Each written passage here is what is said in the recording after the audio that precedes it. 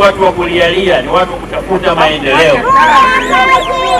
Wananchi wa Bunda ni watu wa kuchapa kazi.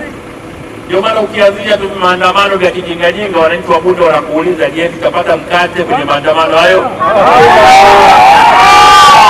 Uongo kweli? Wananchi wa Bunda wafanye mambo yasiyo na tija. Uongo kweli? Ndio. Na hivi ndivyo ambavyo tunataka taifa zima liwe. Tuungane kwenye shughuli za maendeleo bila kuona nini? Aibu. Tuungane kwenye shughuli za maendeleo bila kuona aibu. Amina kubwa. Kwa hiyo tuna safari kubwa. Nimeambiwa baadhi ya wananchi wa Nyatwali leo walipiga maandamano kidogo pale kwa ajili ya madai ya fidia. Madai ya nini? Ya fidia. Ya fidia. Mara ya mwisho ilipokuwa nije ziara mkoa wa Mara, niliishia Mwanza. Najua mlisikitika sana, na nirudia Mwanza baada ya kuambiwa kwamba fedha za fidia hazijaanza kulipwa. Sawa?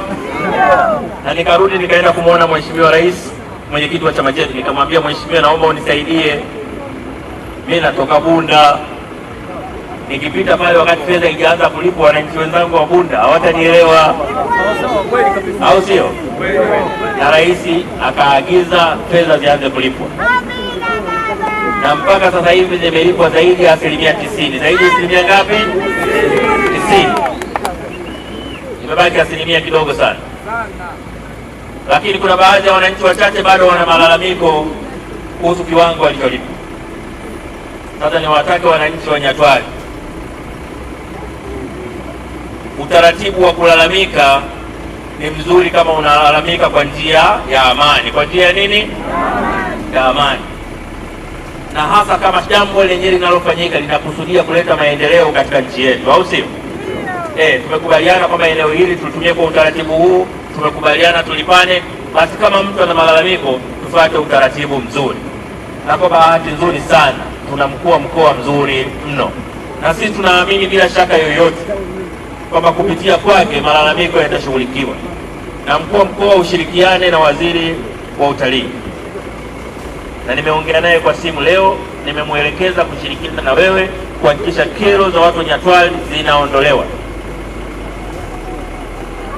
Na nimeambiwa malipo ya mwisho kabisa ya watu 10% iliyobaki yako kwenye hatua ya mwisho kulipwa na hazina. Namtumia salamu huko aliko waziri wa fedha, hela hiyo itoke baba. Sema. Namtumia salamu nani? Waziri wa fedha, hela iliyobaki Nyatwali itoke.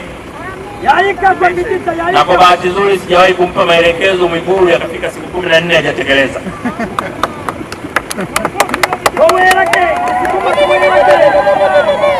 Huko uliko Mwigulu, makofi hayo umeyasikia, usipotoa utalipa.